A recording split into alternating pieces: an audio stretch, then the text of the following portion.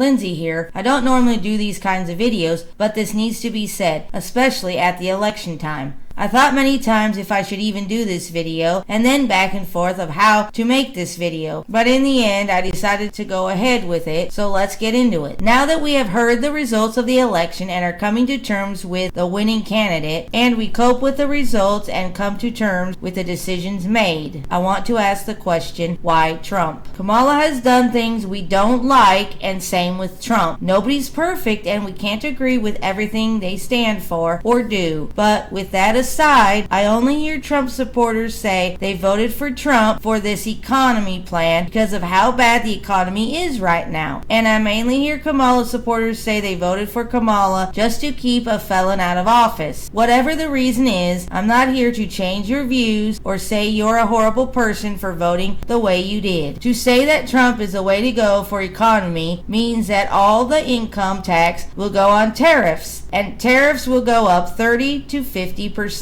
And in order to come up with that tariff increase, they will throw it on the consumer, which is all the American citizens, which will start increasing the price of goods that isn't made in America. What people don't realize is that China owns us, in the sense that every little thing we buy in America or online, like Amazon, comes from China, or a small percentage of other foreign countries, and very little is made in America. Good luck at Christmas time. Look at all these people where overtime is a majority, if not all their pay. Making the national debt go up can cause a domino effect on all parts of the economy, and it's never the answer. What people fail to realize is Kamala wanted to bring a $25,000 first-time home buyer tax credit, which could mean money back on the house if your cards are right during tax time. Kamala also wanted to raise the top line tax rate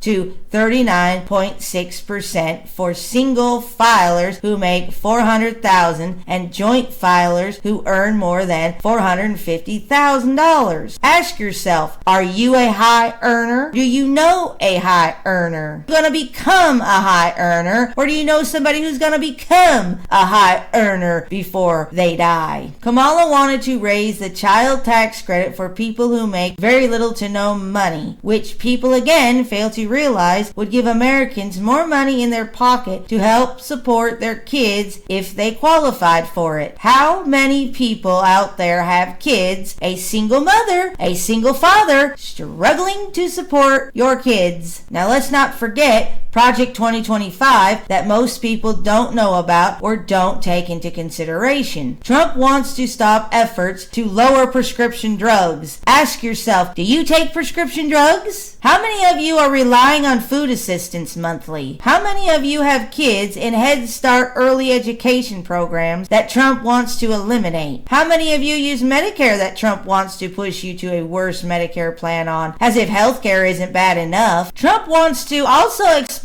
children in foster care to risk of increased discrimination. Trump's Project 2025 wants to also roll back civil rights protection across multiple fronts, including cutting diversity, equity, and inclusive related DEI programs and LGBTQ plus rights in healthcare, education, and the workplace. But what people fail to realize is that if Trump goes to jail, the country is left in the hands of the Vice President, J.D. Vance. And J.D. Vance can run for president in 2028 if he so chooses. The most important thing is that I wanted to get on here and say that Trump is a convicted felon who is known for touching women inappropriately. And just to be clear, your vote for Trump shows that you are supporting, praising, and patting Trump on the back for being a felon and for touching women inappropriately. Voting for Trump also supports J.D. Vance. You are teaching and allowing the media to teach the kids that this is okay behavior and that you must do these things to make it in the world or climb the world's ladder. How can American citizens put an entire country in the hands of a felon or help other felons like Gypsy Rose ride rise to the top when people like myself have no records and are always stuck at the bottom? Ask yourself, do you want your kids alone with Trump? Do you want these actions being taught to your kids? We are in a world where we can separate ourselves from the people we don't like, rather than ripping people of being happy and being who they are.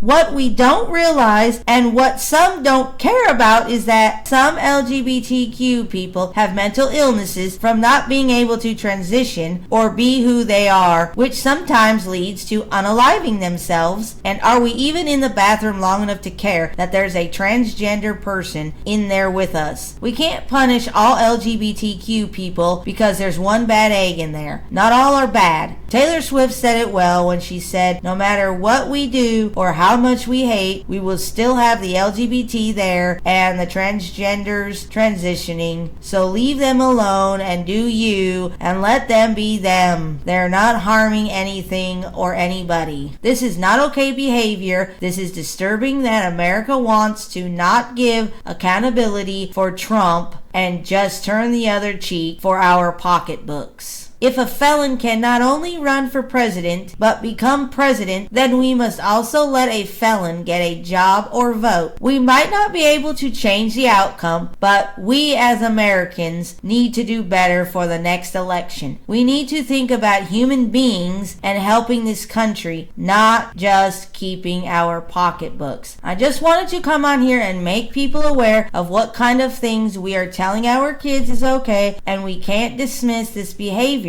It's embarrassing and disgusting on all levels, and if you're a woman that voted for Trump to take away your rights as a woman, shame on you. Shame on you. And we need to stop being overly hateful. We need to stop defriending our friends or not willing to be friends with somebody who has a different political view than you. We can all come together to agree to disagree. One last thing I wanted to say is it's okay to be a felon, and it's okay to be a felon running the country because I have a cheaper grocery bill. It's okay for a man to touch a woman inappropriately because I have cheaper groceries at the store. You know how messed up that sounds? Comment your thoughts down below and hit the share button. I put out videos every Tuesday. This has been Lindsay signing off.